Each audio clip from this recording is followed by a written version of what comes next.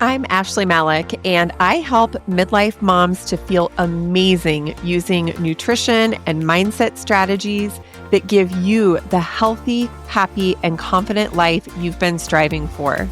After losing 65 pounds in perimenopause, tackling gut health issues, and surviving breast cancer, I've learned that health and wellness is so much more than just gathering information. Learning to rewire your brain and your thoughts lets you take all that valuable information and put it into action so that you actually get results. Here, you'll get strategies for eating healthy food without feeling deprived, systems for making nutrition work for you and your family, and steps to rewire your brain so that you never have to rely on motivation again. If you're ready to be healthy, have more energy, and thrive in midlife, you're in the right place. This is the Family Fork Podcast. Hello there, my sweet friend, and welcome back to the Family Fork. So I want you to take a deep breath with me, because I kind of need one, before we get into this one, because I'll be really honest with you, this episode is one that I never thought I would be recording. If you'd asked me a year ago whether I'd be sitting here talking really openly into a microphone about my experience with GLP-1 peptides, I would have told you absolutely not. And I probably would have said it with a bit of an edge to my voice because for a long time, I actually had a pretty firm opinion about peptides. I kind of thought that they were the easy way out, and I thought women who were using them just didn't want to do the hard work of strength training and cleaning up their nutrition. I am not proud of how I used to think about this, and we'll get into that. But today, I am going to share with you my honest journey of starting GLP-1s, which I'm just going to call peptides for most of this episode. I want to walk you through why I even started looking into them in the first place, what they did for me, what they did not do for me, and what I think you absolutely need to have in place before you consider using them. Now, before I go any further, I want to say very clearly that nothing in this episode is medical advice. This is just my personal story, my journey, and what this approach has looked like for me with my own medical team. So please just keep that in mind. All right, let's get into it. If you're new here, I want to back up just a second. So I was able to lose 65 pounds without the use of peptides. And this is when I was deep in perimenopause. It was at 46 years old. And part of me, I don't know, I feel like I have to say that out loud. I somewhat have to defend my credibility before I tell you the rest of this story. I'd already done a lot of hard work. I'd done years of mindset work, changing to anti-inflammatory nutrition, strength training. I really did lose the weight on my own, even though it was a difficult journey.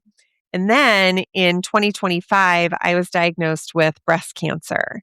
My cancer was the hormone positive type, which meant that as part of my treatment, I went on to estrogen blocking therapy. And that estrogen blocking therapy pushed my body into a full medical menopause pretty much overnight. Now, I'm not going to get into that whole journey in this episode because it probably deserves a whole separate conversation, but I do want you to understand the context of where I was. Now, because my cancer was hormone positive, I am not a candidate for hormone replacement therapy, or what they're now calling menopause hormone therapy. So one of the most common tools that women in menopause have access to for managing symptoms and supporting their body, it's just not available to me. And in this menopause overnight, there were two things specifically that really started to be hard for me to manage. The first one was food noise. Now, if you have food noise, you already know exactly what I'm talking about. It's this unending record player in your brain all day long thinking about food. You can be eating a meal and you're already thinking about what you're going to eat next. You finish lunch and you're wondering, am I still hungry? Do I just want something sweet? Am I dehydrated? Should I have a snack? And then you start planning dinner. And then after dinner, you're thinking about, should I have a treat before I go to bed? That food noise has always been there for me. But in perimenopause and then in this like medical menopause, it got so loud. It was constant and unending. And it was creating kind of this anxiety and a lot of sadness for me. I just felt like I couldn't get a break from my own brain. I always used to look at my husband and think, how can he eat breakfast at 9 in the morning and then not eat again until like 3 or 4 in the afternoon? Now, granted, as a health coach, I will tell you that's not how I recommend fueling your day. But for years, I have watched him and I think, how is it possible that you're not thinking about food like right now? Because I think about it all the time.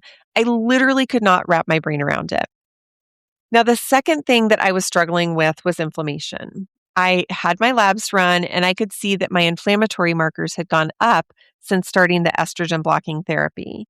And I had read some research about GLP-1s being supportive in reducing systemic inflammation. So, yeah, of course, that piqued my interest. And then there was the weight piece. Even though I had lost 65 pounds before my cancer journey, I'd gained some of the weight back during treatment. Not a ton, but it was like 10 or so pounds that it just didn't feel good to me. And when I looked back over the last 2 years, I had basically been fluctuating within this like same 5 to 10 pound range, no matter what I did. I was eating anti-inflammatory. I was in a calorie deficit. I was burning 480 calories in a single strength training session. That's not even with cardio. And the weight would not come off. Can you relate to that? The combination of constant food noise and increased inflammation, it made it really difficult for me to actually sustain a calorie deficit. And my body, I just felt like it was fighting me. And my brain was definitely fighting me. I was tired.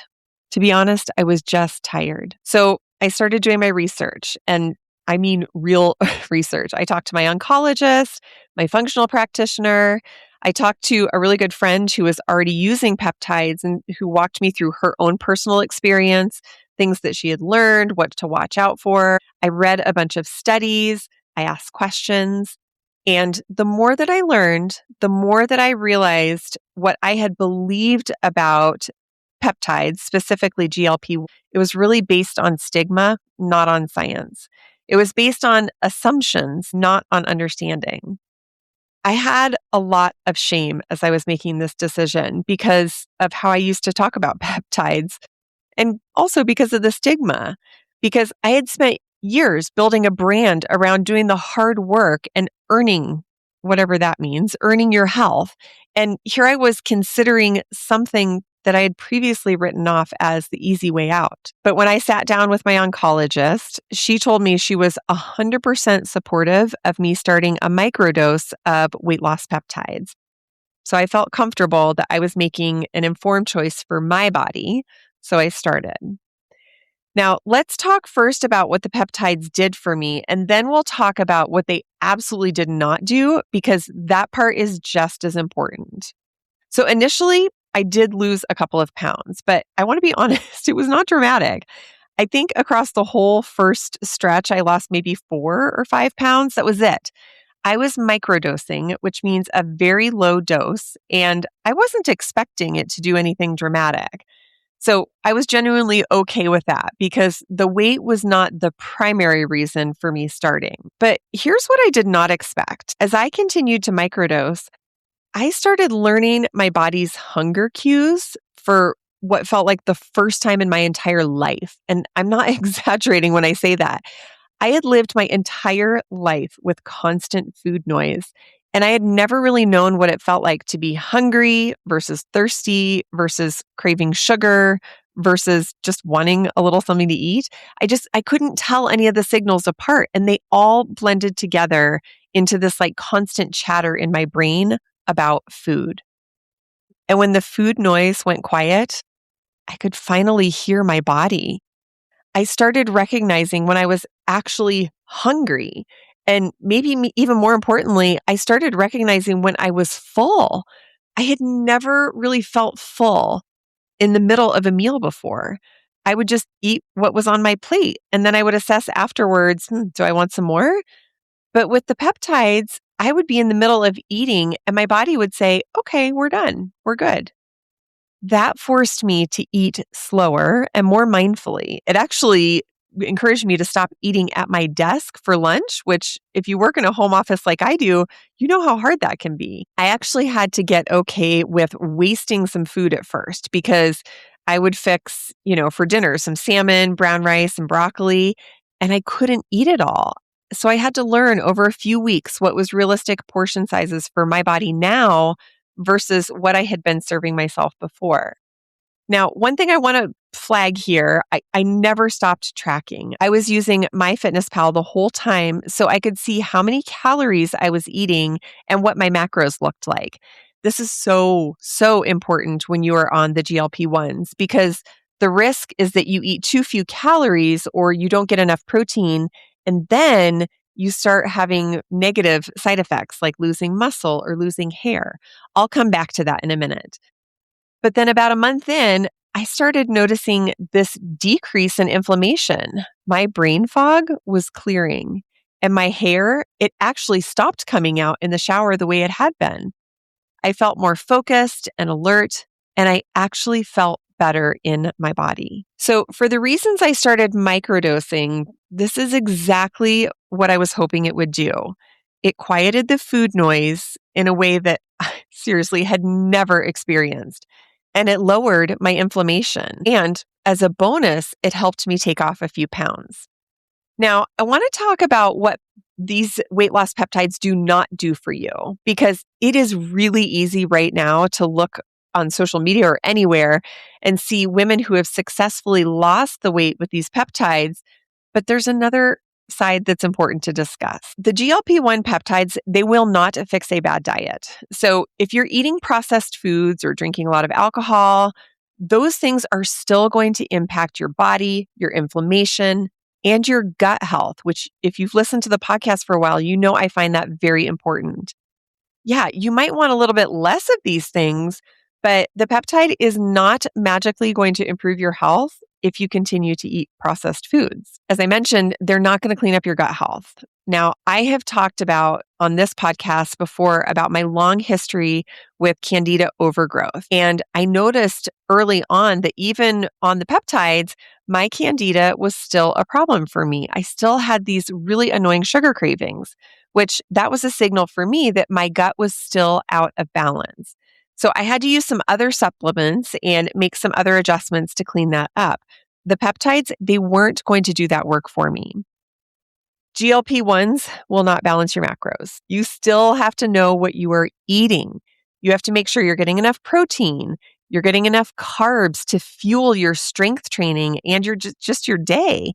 And when you hear about women on GLP-1s who are losing their hair or losing muscle mass, losing weight way too fast, not always, but it is often because they're not eating enough calories and not eating enough protein. So the GLP-1, it's not going to solve that for you. You still have to pay attention.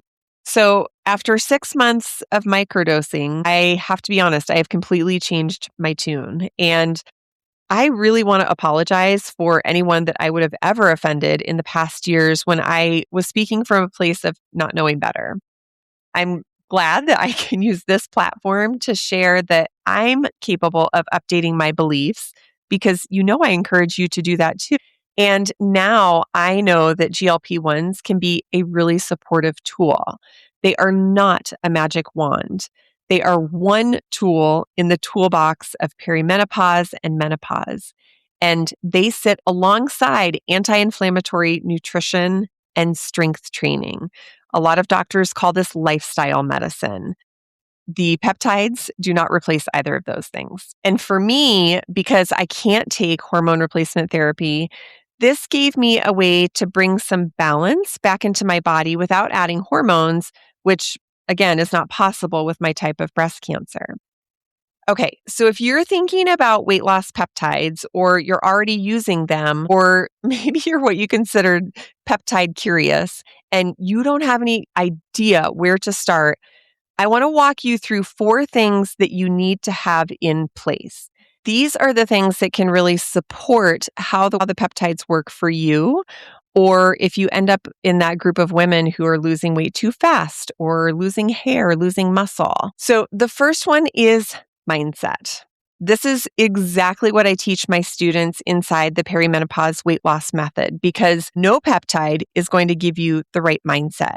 You have to bring that to the table yourself.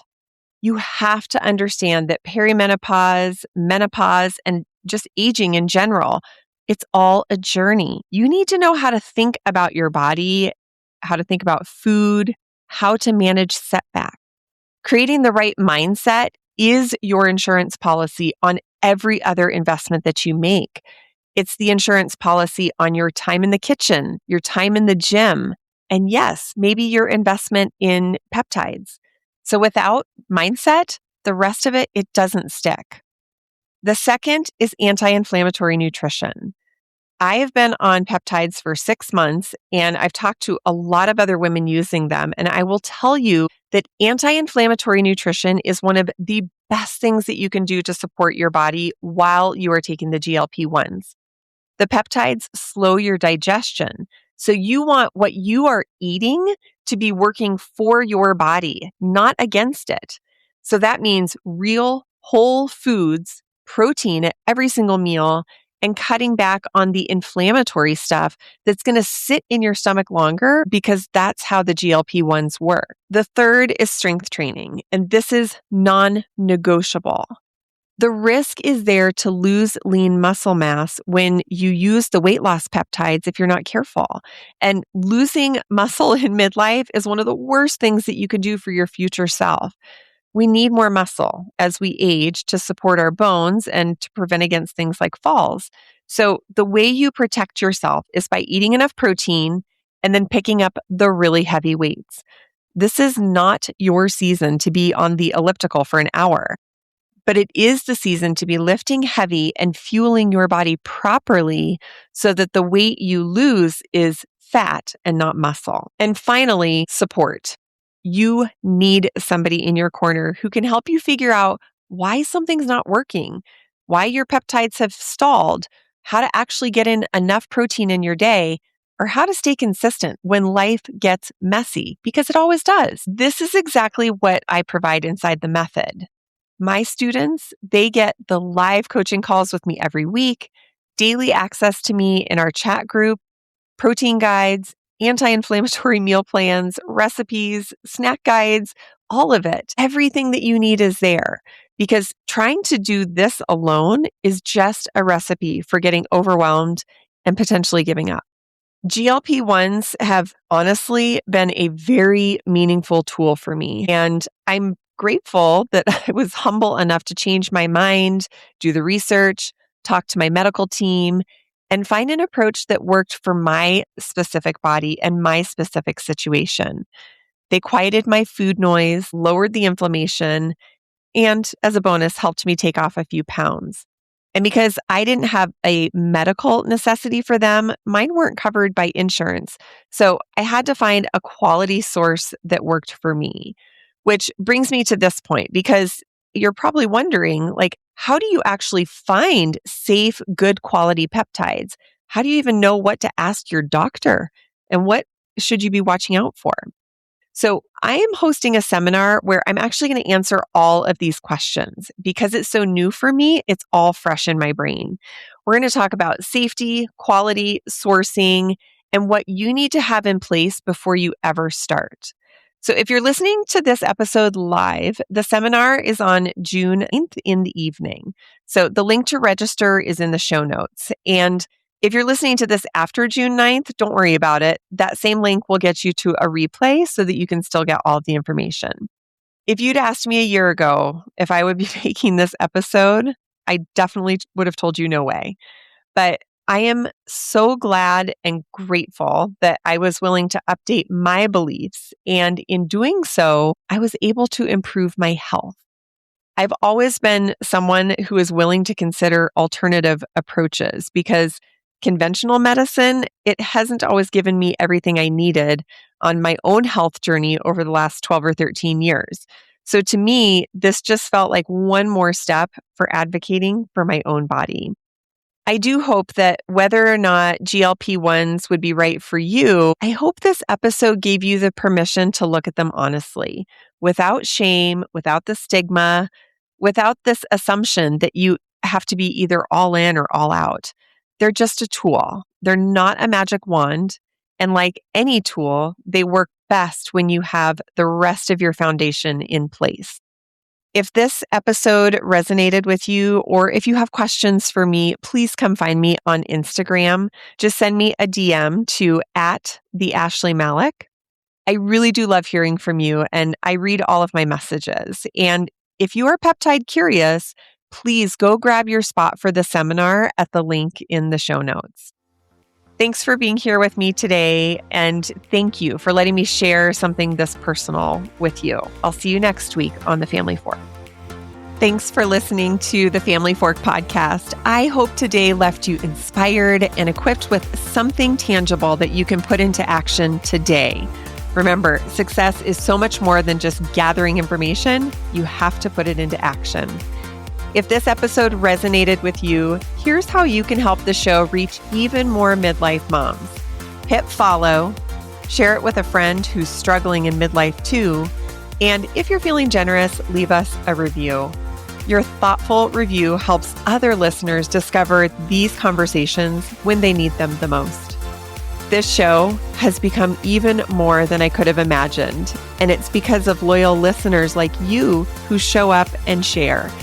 You are helping to build this community and movement that will inspire midlife moms for years to come. For show notes, links, and resources, head to ashleymalek.com/podcast.